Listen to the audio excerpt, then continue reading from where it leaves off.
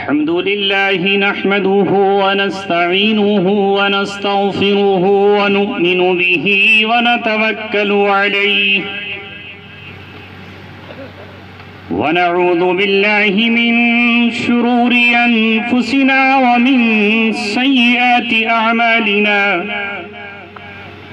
من يهده الله فلا مضل له ومن يضلله فلا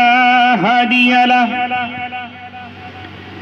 ونشهد أن لا إله إلا الله وحده لا شريك له ونشهد أن سيدنا وسندنا وشفيعنا وحبيبنا ومولانا محمدا عبده ورسوله وصلى الله عليه وعلى آله وصحبه وسلم تسليما كثيرا كثيرا أما بعد قال الله تبارك وتعالى في كتابه الكريم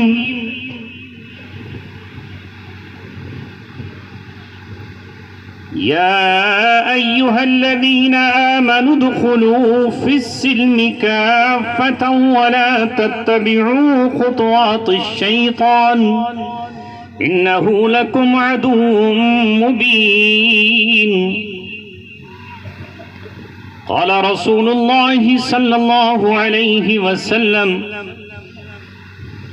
إنما بعثت معلما لأتمم مكارم الأخلاق صدق رسوله النبي الكريم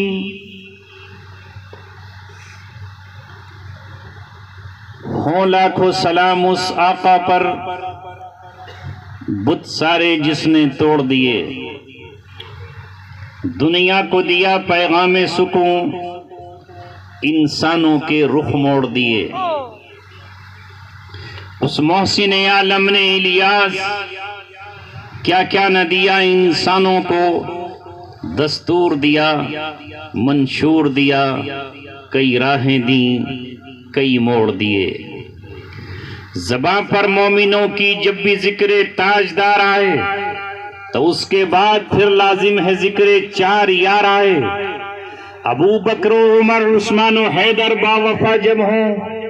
تو کیوں کر نہ پھر باغ مصطفیٰ میں بہار آئے سرزمین بھوجپور میرے لیے کوئی نئی بستی نہیں ہے اس سے پہلے بھی اس مدرسے کے سالانہ اجلاس میں آتا رہا اور آپ حضرات بلاتے رہے درمیان میں کچھ وقفہ ایسا آیا جس میں آپ سے دوری ہوئی پھر آپ کے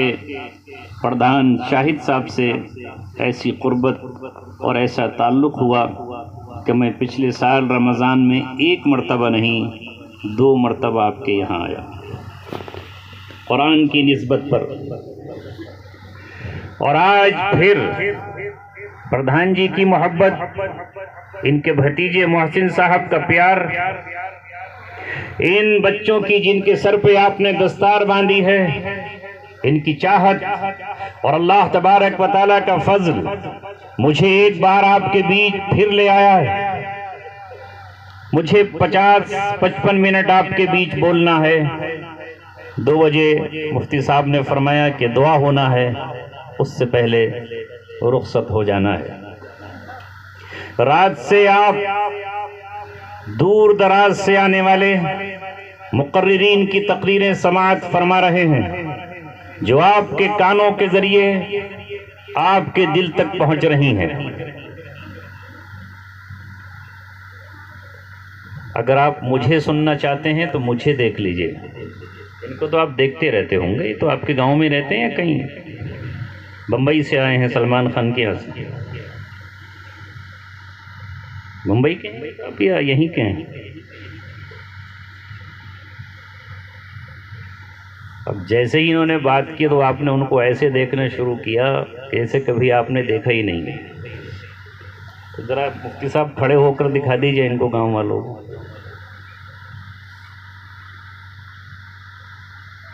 دل بھر کے دیکھ لیا نا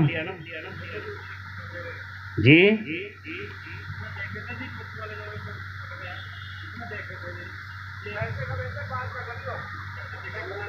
پیسے مت دیکھو، اگر تقریر سننا ہے پیسے مفتی شکیل صاحب تشریف لائیں گے، وہ آپ سے بھی لیں گے، اسٹیج والوں سے بھی نکالیں گے، آپ کو دیکھیں گے آپ کے پاس کتنا دل گردہ ہے، وہ ان کی ذمہ داری ہے. تو وہ جتنا دے رہے ہیں آپ کو دیکھنے کی ضرورت نہیں ہے. آپ اگر بیان سننا چاہو تو سن لو،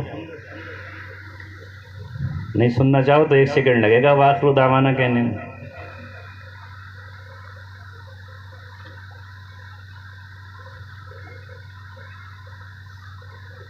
فیصلہ آپ کرو.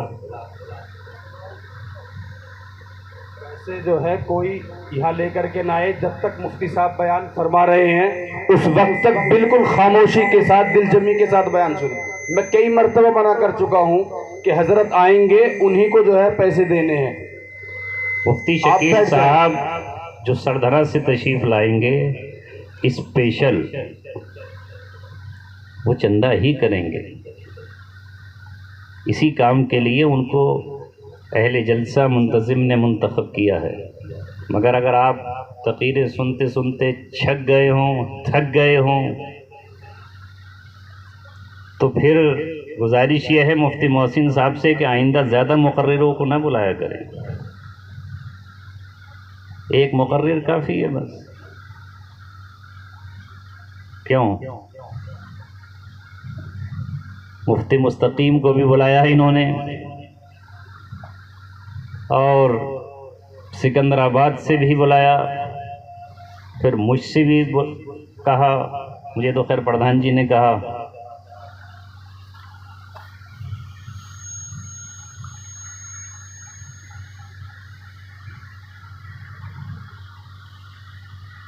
تشریف لائی، یہ سعودی عرب سے تشریف لا رہے ہیں، کنگ سلمان کے خاندان سے.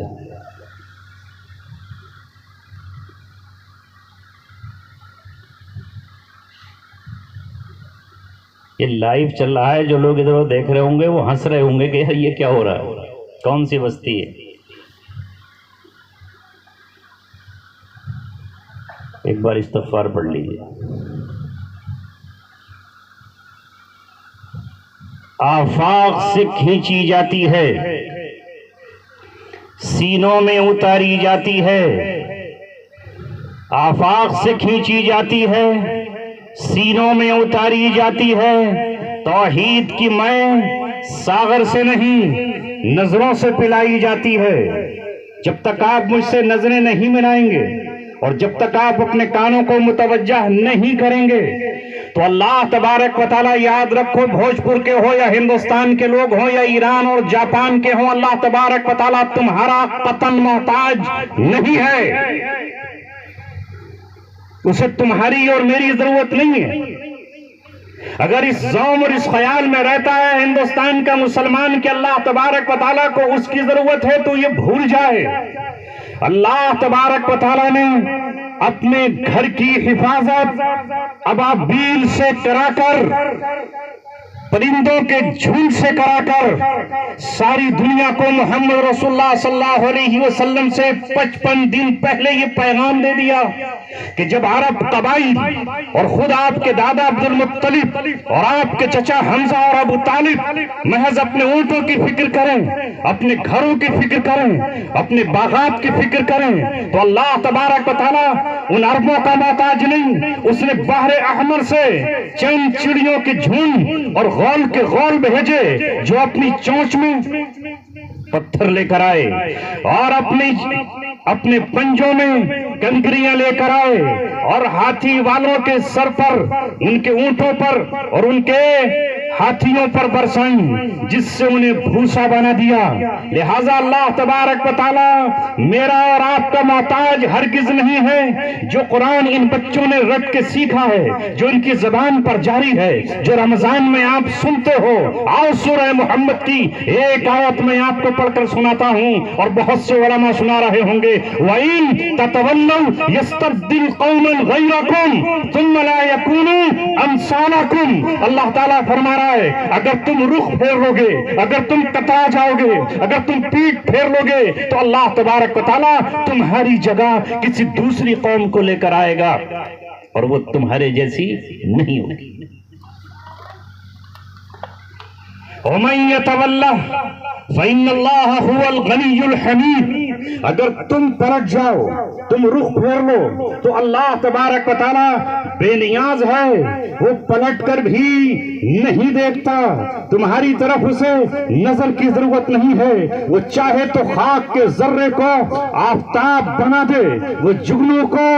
چاند کی طرح اور سورج کی طرح چمکا دے۔ اللہ تبارک و تعالیٰ کی ضرورت ہمیں ہے، قدم قدم پر ہمیں ضرورت ہے، سانس لینے کے لیے ہوا کون چلا رہا ہے، بھوک لگتی ہے تو غذا کون دے رہا ہے، سر چھپانے کے لیے مکان اور چھت کون ہمیں دے رہا ہے۔ اے ہندوستان میں بسنے والے مسلمانوں، آزمائشیں تمہارے سر پر کھڑی ہوئی ہیں، بربادیاں استقبال کرنے کے لیے تیار ہیں، اور یہ شعر میں پہلے بھی سناتا تھا اور آج پھر سنا رہا ہوں، رلاتا ہے تیرا نظارہ اے ہندوستان مجھ کو کہ عبرت خیز ہے تیرا فسانہ، سب فسانوں میں چھپا کر آستی میں بجلیاں رکھی ہیں گردوں نے، عنادل باغ کے غافل نہ بیٹھے آشیانوں میں۔ کیا ایک سال پہلے سرزمین شام اور مسجد اقصی کے اطراف غزہ اور ویسٹ بینک میں کسی نے سوچا تھا، کسی نے اندازہ لگایا تھا جو آج وہاں ہو رہا ہے؟ 7 اکتوبر سے پہلے کسی کو یہ معلوم تھا جو اپارٹمنٹ میں رہا کرتے تھے، جو بلڈنگوں میں رہتے تھے، جو ٹاوروں میں رہا کرتے تھے، جن کے پاس اپنی وہ گاڑیاں تھیں، جن گاڑیوں کے لیے تم ترستے ہو ان سے سبزیاں لے کر آتے، جن قالینوں پر تم سوتے ہو ان کے بکریاں اور اونٹ بھی ان قالینوں پر قدم نہیں رکھتے تھے، تیل ان کے یہاں ایسے نکلتا ہے پیٹرول جیسے تمہارے یہاں پانی نکلتا ہے۔ لیکن ایک سال میں اس پوری غزہ کا کیا ہوا، ویسٹ بینک کا کیا ہوا، بیروت کا کیا ہوا، آس پاس کے علاقوں کا کیا ہوا، آج اگر ان کے نظروں سے دیکھو، مگر آج ہندوستانی مسلمان کا حال یہ ہے کہ اس کے پاس آنکھیں ہیں مگر مظلوم پر یہ رو نہیں سکتا ہے، اس کے پاس کان ہے مگر یہ حق سن نہیں سکتا ہے، اس کے پاس زبان ہے مگر بولنے کے لیے نہیں ہے۔ آج نہ ان کے مکانوں پر چھت ہے، نہ ہاسپٹل ہیں، نہ پینے کو پانی ہے۔ میں اور آپ تو یہاں اسٹیج پر رکھی ہوئی بسلری کی بوتلیں پی رہے ہیں، میں اور آپ تو یہاں چھنا ہوا اور فلٹر کا پانی پی رہے ہیں، میں اور آپ تو یہاں مرغ اور مسلم اور نہ جانے کون کون سی غذا کھا رہے ہیں۔ ذرا تصور کرو یہاں بیٹھنے والوں، جب ایک ماں کو اپنے بیٹے اور اپنے لال کی جان بچانے کے لیے زہریلے پانی میں اپنے دودھ ملا کر کے دینا پڑا، کل میں تڑپ گیا اور ہچکیاں اور سسکیاں لے کر روتا رہا، تڑپتا رہا۔ میری بیٹی نے میری آنکھوں کو دیکھا، اسے کیا معلوم کہ تیرا باپ کیوں رو رہا ہے، وہ اس لیے رہا تھا کہ اچانک دیکھتے دیکھتے موبائل پر ایک ایسی ویڈیو میرے سامنے آ گئی جس میں ایک ننھی سی گدھی، ایک معصوم سی بچی، ایک ننھا جگر اور ننھی کلائیاں رکھنے والی اپنی دوسری بہن کو اپنے کاندھوں پر سوار کرے کیے ہوئے بچے دھوپ میں جلتی ہوئی ننگے پیر آ رہی ہے، اور اس کی چھوٹی بہن اس کے کاندھے پر پڑی ہے جس کے دونوں پیر کالے ہو گئے ہیں بارود سے جل کر۔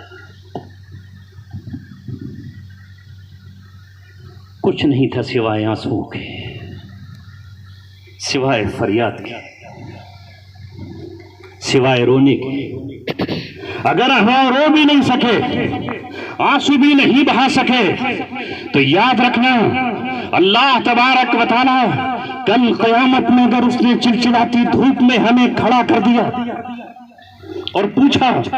کہ تم کچھ نہیں کر سکتے تھے، تمہارے ہاتھ بندھے ہوئے تھے، تمہارے پیروں میں گولیاں پڑی ہوئی تھی،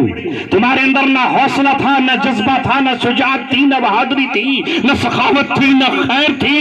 لیکن رونے والا دل تو تمہارے پاس ہونا چاہیے تھا، ٹپکنے والی آنسو تو تمہارے پاس ہونے چاہیے تھے، فریاد کرنے والی زبان تو ہونی چاہیے تھی، تم مجھے تو پکار سکتے تھے، مجھے دعا تو دے سکتے تھے، اور تم اللہ تبارک و تعالیٰ کے باغیوں اور زمین پر ظلم کرنے والوں کے لیے بد دعا کی زبان تو کھول سکتے تھے۔ جب تمہارے نبی نے بیر معونہ پر 70 صحابہ بے گناہ شہید کر دیے گئے تھے، دھوکے سے قتل کر دیے گئے تھے، تو 30 دن مسجد نبوی میں کھڑے ہو کر رکوع کے بعد، اور بعض صحابہ کہتے ہیں رکوع میں جانے سے پہلے آپ نے قنوت نازلہ پڑھی تھی جس میں آپ نے بد دعائیں کی تھی، آپ نے 3 قبیلوں کے لیے، رسیہ کے لیے، رحل کے لیے، سکوان کے لیے بد دعائیں کی تھی۔ نبی مسجد نبوی میں کھڑے ہو کر بد دعا کر رہا ہے، سجدے میں جانے سے پہلے کا وقت ہے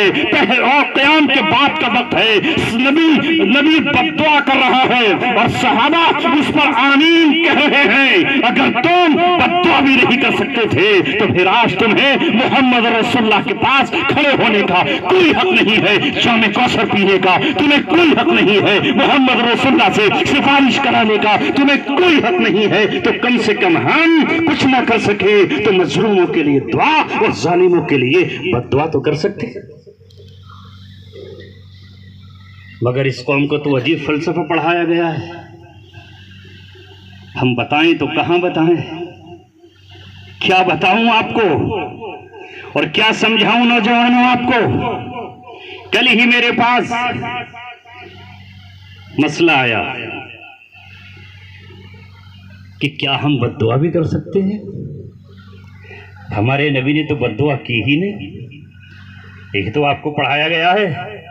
یہی تو آپ کو مسجدوں کی محراب سے ممبروں سے بتایا جاتا ہے۔ ہم ظلم اس کے لیے بھی کر رہے ہیں کہ ہم نے اللہ تبارک و تعالیٰ کے قرآن کو آپ تک نہیں پہنچایا،